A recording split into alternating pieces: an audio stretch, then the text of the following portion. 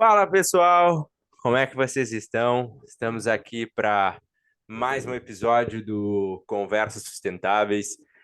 A gente está nesse ano trazendo um pouco mais de, não for, não, um pouco mais, entregando mais do que o podcast, né? A gente já tinha essa linha de conteúdo conversando com vocês e o pessoal começou a pedir mais informação. A gente criou a quinta temporada já num viés inicial, porque os papos estavam muito técnicos, e aí a gente trouxe o beabá da sustentabilidade, trazendo essa sopa de letrinha, ESG, o que são as ODS, e agora a gente está partindo para a sexta temporada, e agora, quem está com a gente para falar é o Felipe.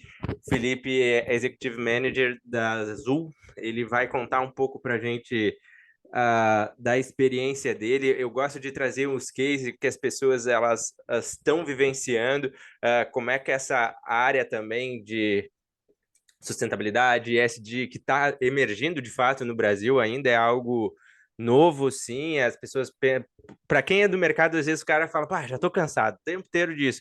Mas a verdade é que dentro da nossa bolha é algo novo, é algo que já se fala bastante. Mas se a gente abre mesmo o mercado, todo mundo está recém ouvindo falar, muitos ainda não conhecem. Então, antes de mais nada, Felipe, te apresenta aí para a galera. O microfone é teu. E quem é o Felipe e por que ele está na área de sustentabilidade? Obrigado, Wagner. Obrigado pelo convite. Obrigado pelo espaço para falar sobre um tema que eu gosto bastante. Bom, eu sou biólogo de formação. Então, quando eu na faculdade, eu já queria trabalhar com o licenciamento ambiental, com gestão ambiental. Lá em 2008, quando eu me formei, isso era o meu sonho, trabalhar com gestão ambiental. E aos poucos eu fui percebendo que para trabalhar com gestão ambiental a gente precisa de bastante ferramenta, né? E acabei, meu primeiro emprego foi numa ONG e o projeto que eu entrei na ONG era para construir, criar uma unidade de conservação numa zona urbana, criar uma APA numa zona urbana. E aí o que eu mais tinha que fazer era conversar com pessoas, conversar com o poder público, conversar com a empresa, fazer o meio de campo das conversas. Eu falei, puxa vida, é muito interessante pensar do lado da construção das agendas para que a sustentabilidade aconteça. E aí eu fui fazer um mestrado num programa da USP, na Universidade de São Paulo, que é o PROCAM, que você escolhe uma disciplina para falar de meio ambiente e sustentabilidade. E eu acabei escolhendo ciência política, porque eu estava discutindo construção de agenda e como que isso culminava numa política pública de gestão ambiental e sustentabilidade adequada. E depois, enfim, fiz um mestrado, fui trabalhar na área de florestas, papel e celulose, e em dado momento da minha carreira, já mais para frente, isso em 2014, 2015, um chefe meu me perguntou: puxa, vamos avaliar os impactos positivos e negativos da gente comprar ou não uma área no sul da Bahia para plantar eucalipto. E fui lá, eu fiz a análise de impacto e mostrei para o meu chefe. E ele falou: puxa, legal, interessante. E quanto custa? E quanto vale esses impactos? Aí eu falei para ele: puxa, não sei, eu sou biólogo. Brinquei com ele. Daí ele deu risada e falou assim: então, boa oportunidade para você aprender. Senta lá do lado do cara do financeiro e vai aprender. E naquela oportunidade eu nem sabia que existia ESG ainda, nem se falava nessa sigla, mas eu aprendi e conheci a interface de finanças com sustentabilidade. Então eu aprendi nessa oportunidade a fazer valuation, né? Entender o que é um fluxo de caixa, o que é uma taxa de desconto e e a gente acabou fazendo a avaliação, obviamente, com uma série de premissas e aproximações, mas a gente mostrou para o conselho da empresa naquela época que o projeto tinha uma taxa interna de retorno X, não lembro exatamente qual que era, mas se a gente adicionasse todos os serviços ambientais, os benefícios sociais, obviamente o líquido disso, né, a gente também causava impacto, a taxa interna aumentaria em 5%. Então, sei lá, era 10 ia para 15. aquilo acendeu uma luz na minha cabeça. Falei, puxa vida, eu quero trabalhar com isso, né? Eu quero viver essa interface de finanças e meio ambiente e sustentabilidade. Só que na época isso era muito, se hoje ainda é um pouco embrionário, na época então não existia possibilidade. E eu continuei trabalhando, Que ano era em isso, Felipe? 2015, 2014. Já, óbvio, já existia o termo ESG, isso já era tratado, mas num âmbito muito acadêmico, no teórico. Com certeza na Europa já existiam iniciativas de fundo de investimento e bancos olhando para isso, mas não da maneira como a gente vê hoje, né? E aí, enfim, encurtando a história aqui, eu fui parar no setor elétrico, trabalhando com meio ambiente e sustentabilidade.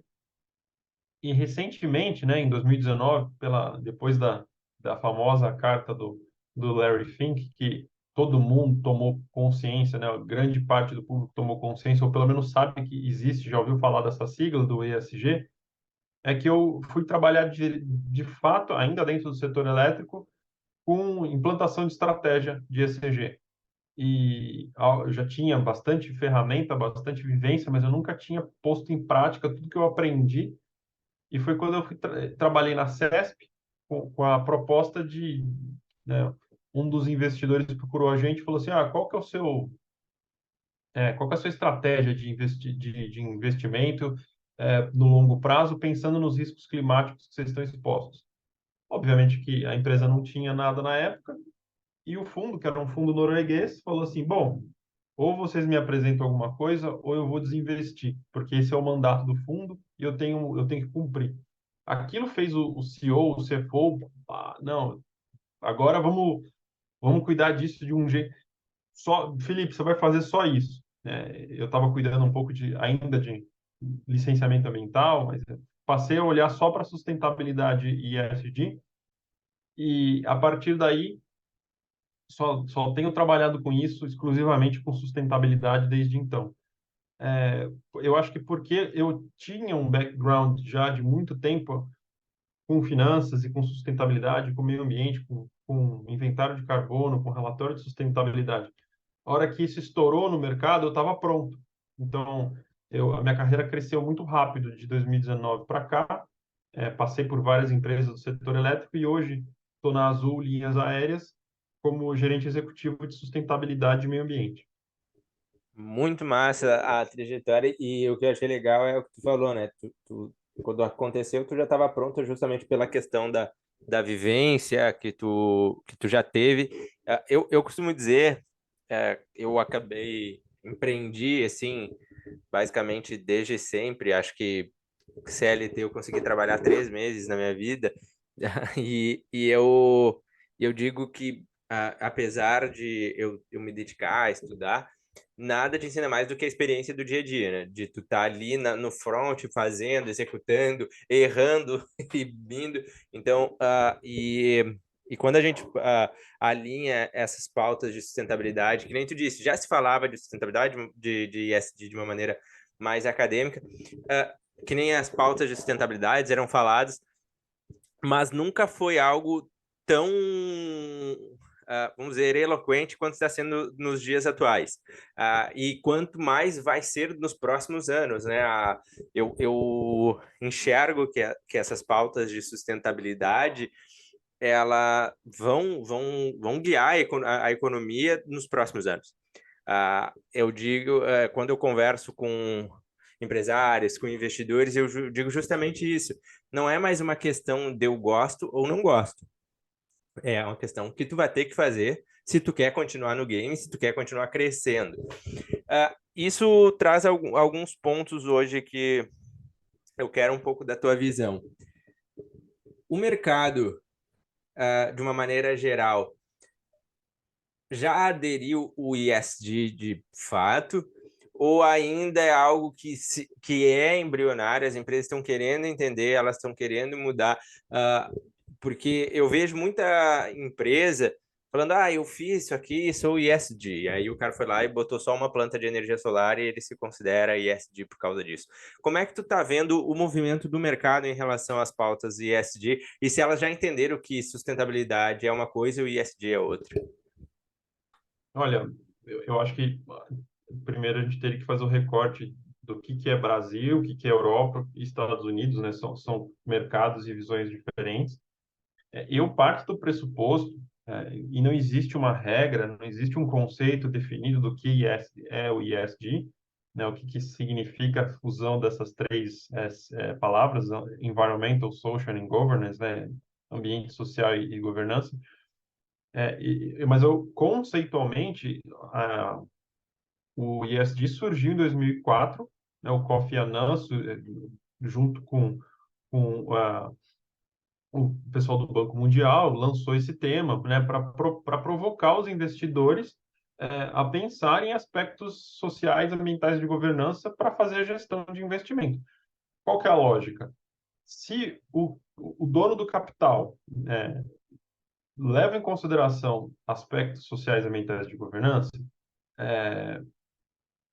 ele vai preferir, em tese, investir em empresas mais responsáveis, com planejamento, com estrutura, com estratégia para avaliar quais são os riscos que o negócio dela causa para a sociedade e quais são os riscos que eles estão expostos no ambiente ao operar determinado tipo de negócio. Então, para mim, o olhar para o ESG é olhar para uma ferramenta dentro do universo de sustentabilidade que possibilita que as instituições financeiras tomem melhores decisões informadas a partir de aspectos ambientais, sociais e de governança. Isso faz com que ocorra um efeito cascata. Se o dono do capital parte do pressuposto que uma empresa que ele vai investir ou vai emprestar dinheiro precisa ser responsável nesses três grandes temas, as empresas vão começar a se adaptar, porque vai existir, como eu falei no exemplo anterior, um mandato ou vários mandatos dentro de cada país, dentro de cada fundo, exigindo que as empresas se posicionem. Então, eu acho que tudo depende de qual a maturidade do mercado financeiro, do investidor, em relação ao tema, para a gente medir o quanto que as empresas de fato vão pôr isso em prática.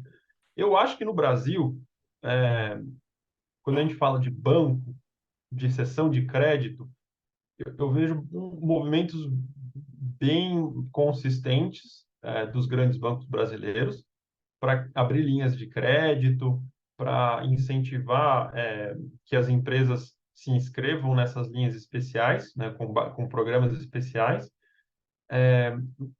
Os investidores em si, eu fiz uma pesquisa no meu trabalho de conclusão de pós-graduação da FIA, conversei com 10 gestores de fundos de investimento. Eu não vejo ainda, não vi na época, pelo menos, isso foi em 2022, uma grande maturidade no que toca o uso de ferramentas ESG para investir. Onde eu vejo maior pressão são dos fundos do exterior, né? Principalmente os europeus. Tem fundo americano que está muito avançado e tem fundo americano que, por exemplo, né, o Warren Buffett não está nem aí para o É. ESG e nem usa essas ferramentas. Então, pensando em mercado, o Brasil está inicial, né? Eu não sei se o brasileiro tem uma posição muito clara, tem Deixa eu te gestor que fazer só gosta, uma pergunta com base nisso aí que a gente está falando. Se a gente fala do ISD, vai ser balizado muito pelo pilar que o investidor ou o fundo está exigindo.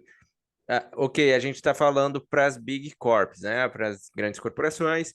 Para o cara que é um médio pequeno, ele vai dizer, cara, então eu não preciso me preocupar com isso, porque eu não vou ser cobrado e nem pressionado por nenhum fundo de investimento, pelo menos não diretamente, assim que nem eu falo de uma empresa de capital aberto.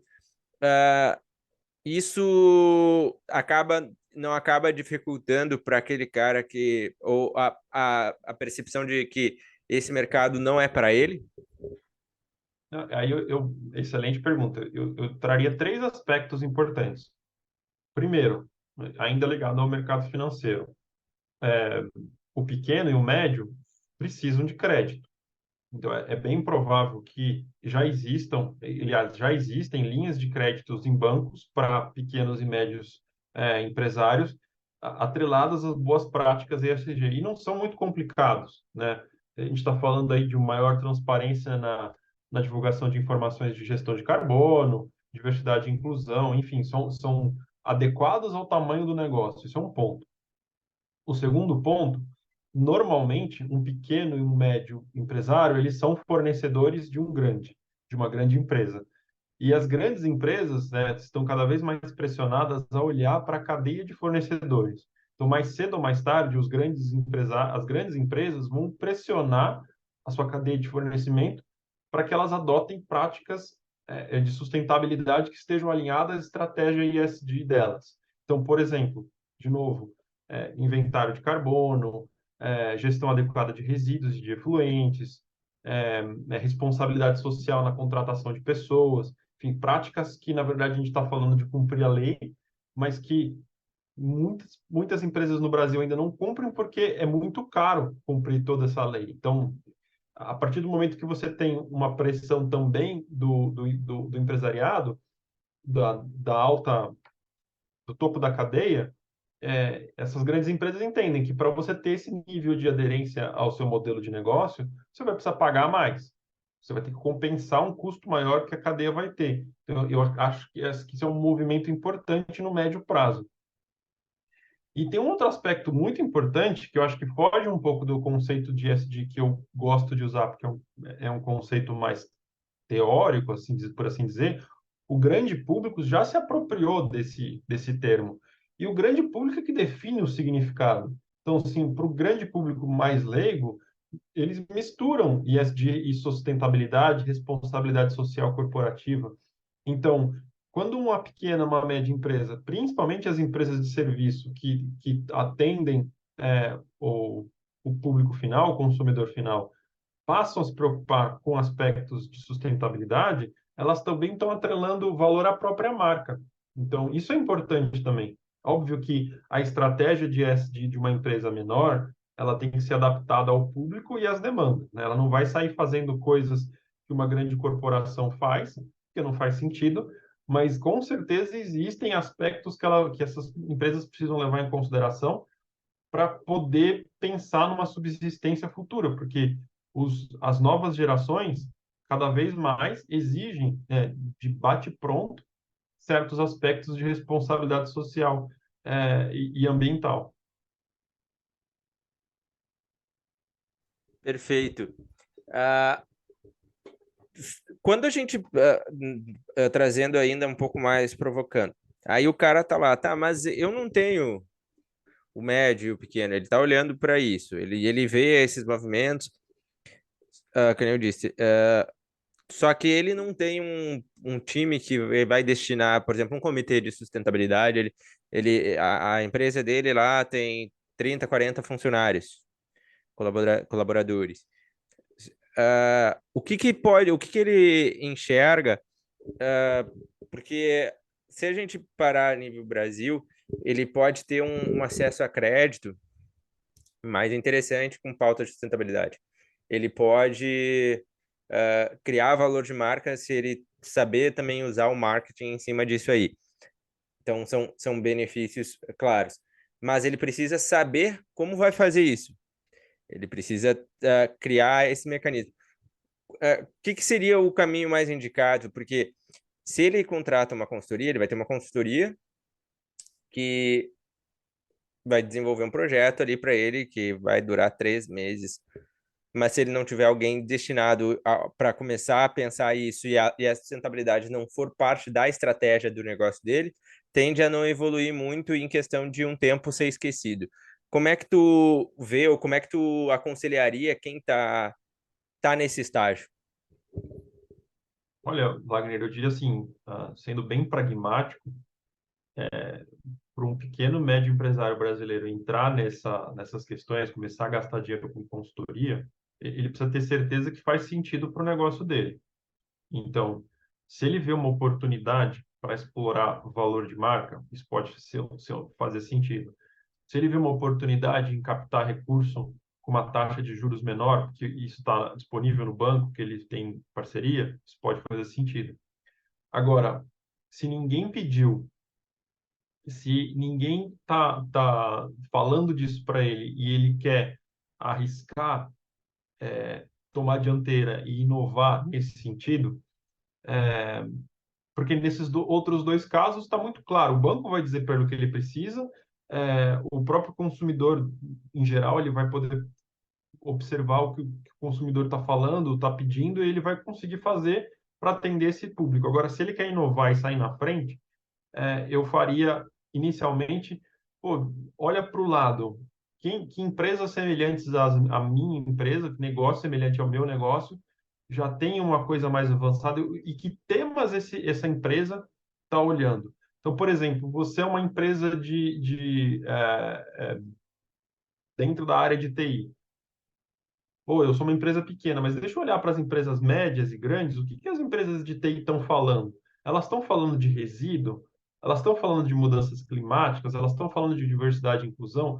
Porque às vezes, pô, eu sou numa empresa de TI e todo mundo fala de mudança climática, só que às vezes mudança climática para o seu negócio não é o mais relevante. E daí, se você presta atenção nos seus pares um pouco mais na frente que você vai ver que eles estão falando mais de diversidade e inclusão, por exemplo, ou de responsabilidade social, de modelos híbridos de trabalho, enfim. É o tema mais relevante para a sua indústria, né? O que a gente fala tecnicamente que são os temas materiais. Se você contratar uma consultoria, a consultoria vai fazer um levantamento de temas materiais, vai apontar a correlação dos temas com os ODS, com os indicadores mais adequados para você reportar. Óbvio, vai vir o banho de loja completo. Agora, se a empresa não tem, está querendo começar, mas ainda não tem o recurso necessário, ou não tem a motivação necessária, putz, vou gastar esse dinheiro, eu começaria por aí. Faz um benchmark caseiro, né, in-house, olha para o lado, vê o que seus pares mais maduros estão olhando e tenta partir daí para falar, bom, mas será esse tema faz sentido para o meu negócio?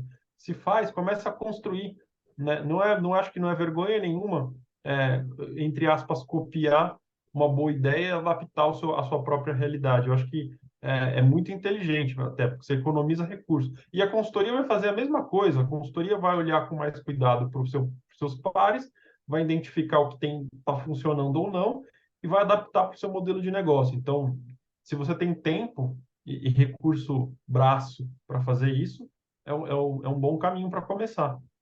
Show de bola.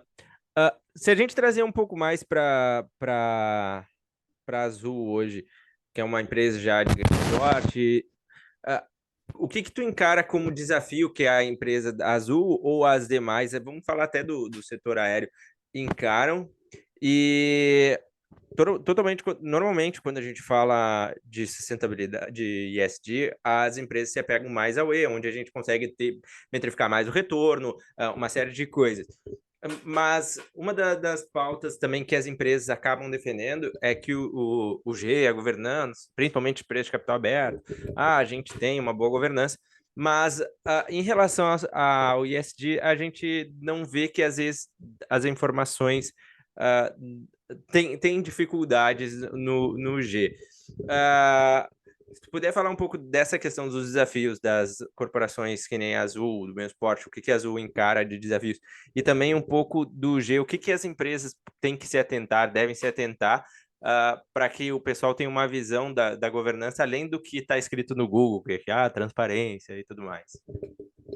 Tá, olha, em relação ao setor aéreo, né, o setor de transporte aéreo, o grande desafio, o principal desafio a descarbonização, né, a agenda de descarbonização que vem da Europa, principalmente, né, essa busca ferrenha por descarbonizar os setores de transporte, com um foco bastante grande na aviação.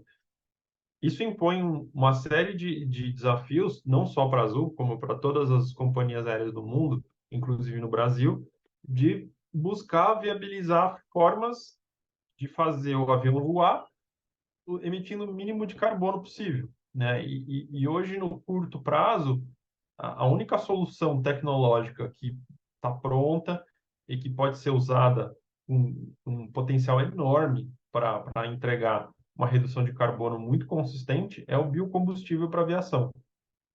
O Brasil tem capacidade de produção de biocombustível, a gente tem uma série de matérias-primas aí disponível. Cito aqui entre elas a cana-de-açúcar, que pode produzir o álcool passa por um processo químico e vira o querosene da aviação. Mesma coisa com o biodiesel, que pode virar querosene também. Enfim, a gente pode fazer esse processo tecnológico a partir de diversas biomassas. Um Então, parênteses aí, o etanol, ele ainda o preço acaba que não fecha com o que vocês têm de mercado. Acho que deve ser por isso que não tem essa mesma aderência ou é outro motivo?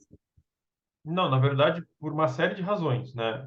O preço hoje, porque eu não tenho escala industrial, o preço hoje é inviável para qualquer empresa aérea, mas eu também não tenho clareza a respeito da cadeia de transporte, não tenho clareza a respeito das regras de distribuição, não tenho clareza a respeito da tributação.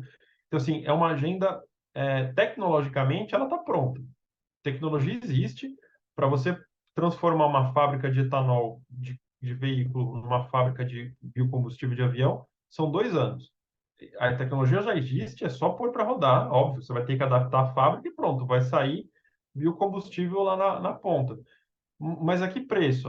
Quem vai tomar o risco de adaptar a fábrica e investir todo esse dinheiro? Como é que vai ser a tributação? Será que se o etanol, o álcool de aviação, né, o álcool to jet, que no final das contas vai ser um querosene, é, ele vai custar. Será que se ele custar um pouco a mais, as empresas aéreas vão querer comprar? Não, não vão comprar. Se custar um centavo a mais, a empresa aérea não vai comprar, porque o maior custo das empresas aéreas no Brasil é o combustível. Então, esse combustível tem que chegar custando pelo menos o mesmo preço, né? E isso é um papel do governo, né? As companhias aéreas não têm fôlego de caixa para fazer contrato de longo prazo, para investir em fábrica. Por outro lado, as empresas brasileiras que têm condições de investir nas fábricas e produzir, elas também não vão tomar o risco de fazer grandes investimentos, sendo que, no final das contas, o combustível pode ser mais caro e a gente não vai comprar. Então, tem um processo aí do governo que as três grandes companhias aéreas estão discutindo juntas para que isso aconteça da melhor maneira possível. Então, mas as nossas perspectivas é que antes de 2030 a gente não vai ter biocombustível de aviação em escala industrial para que a gente possa usar, óbvio, um voo ou outro para fazer teste, enfim, para fazer uma divulgação, chamar atenção para o fato, vai ter sim, mas em grande escala, não. Então, nesse, nesse prazo aí, o grande desafio, eu acho que é trabalhar nas diversas frentes, técnicas e políticas para que a gente consiga viabilizar o combustível de aviação sustentável, até o final da década. Então, pode-se dizer que hoje a força das companhias aéreas que estão buscando é realmente tentar viabilizar esse processo. Sim, obviamente a gente tem projetos em diversas frentes, né, que envolvem o social e o ambiental, porque não dá para. Isso é um grande desafio que está sendo endereçado aí no longo prazo. Mas, enquanto isso, as coisas continuam rolando, né? Projetos de responsabilidade social, eu posso falar pela Azul, em diversos aspectos, é, apoio ao desenvolvimento local. A Azul tem um projeto muito bacana de transportar produtos produzidos por cooperativas da Amazônia a preço de custo, com mais de 70% de desconto, para viabilizar a cadeia produtiva. Então, o cara que produz castanha e que tem que vender ali mesmo, no local, para outro, para outro e para outro, e essa castanha chega super cara aqui em São Paulo, no Rio de Janeiro, boa parte porque ele tem que passar por esses atravessadores, ele conseguir diminuir esse processo para vender para os grandes centros consumidores a um preço mais justo para ele e mais justo para quem consome, ajuda ele a se manter. Então, na medida que, no caso da castanha, por exemplo, a castanha, você não planta a castanheira, você tem que manejar a castanheira na floresta. Então, na medida que o negócio dele é viável, obviamente não só por conta do transporte, existem outros aspectos, mas o transporte é um aspecto muito importante. Na medida que esse negócio é viável, a floresta se mantém em pé, porque ele precisa da floresta do entorno das castanheiras para para poder fazer o manejo e vender a castanha. Então, esse é um exemplo de um projeto socioambiental que a Azul tem. Perfeito. Tia, a gente está encaminhando para o final já. Quero te agradecer por esse bate-papo, poder expor um pouco da tua visão, um pouco também do que está acontecendo na Azul. Infelizmente, eu por mim bateria muito mais tempo com esse papo, só que o Spotify já me falou, né? O pessoal, a retenção para esse tipo de assunto é de 30 a 40 minutos, então não adianta a gente querer passar, porque o pessoal aqui fica esse período. Quero agradecer também a galera que está nos acompanhando, que tem nos seguido, principalmente no Spotify. Nos últimos tempos deu uma crescente violenta ali de pessoas seguindo o podcast, acompanhando o nosso trabalho. Então, obrigado para quem nos escuta. Quem quer saber mais, a gente está desenvolvendo esse ecossistema de sustentabilidade. O Felipe está participando com a gente desse ecossistema, criando conexões com o objetivo de educar cada vez mais as pessoas sobre essas pautas de sustentabilidade. Acreditamos que nós do Conversas Sustentáveis a gente defende 3 linhas, que é o seguinte: investir em tecnologias. A gente precisa cada vez mais estar investindo nos processos de tecnologia para que a gente tente desacoplar o crescimento econômico dos impactos ambientais. Também uma defesa, justamente isso que o Felipe falou, de a gente ter uma política atuante que esteja preocupada, que crie regulamentações, que crie incentivos, que invista em P&D para que a gente possa desenvolver novas áreas. E o que a gente está fazendo aqui, que é a conscientização pública, né? De poder educar, trazer mais as pessoas, porque a sustentabilidade é uma coisa que eu costumo dizer, é algo que a gente não pode terceirizar. Então, Felipe, desculpa, meus contatos no Insta é @Conversas Sustentáveis, no LinkedIn também, Conversas Sustentáveis, ou Wagner Lopes, quem quiser me achar lá no meu pessoal também, bater um papo. E, Felipe, deixar os teus contatos, tuas considerações finais ou algo que não foi dito também. Obrigado mais uma vez, Wagner, pelo convite. Eu não lembro de cabeça o meu contato no LinkedIn, mas depois a gente pode deixar aí na descrição. E fico à disposição se alguém tiver alguma dúvida, quiser entrar em contato para explorar mais algum ponto. Show de bola, pessoal. Agradeço mais uma vez. Eu vou deixar o contato do Felipe ali para vocês baterem um papo. E quem quiser também pode participar do Conversas Sustentáveis, que também vai lá, a gente conversa. Dia 25 a gente tem o segundo encontro aí, que o Felipe vai conversar, explicar para a gente um pouco mais sobre esse tema, daí de uma forma também mais aprofundada. É isso aí. Felipe, muito obrigado pelo teu tempo e boa noite. Valeu, obrigado, Wagner.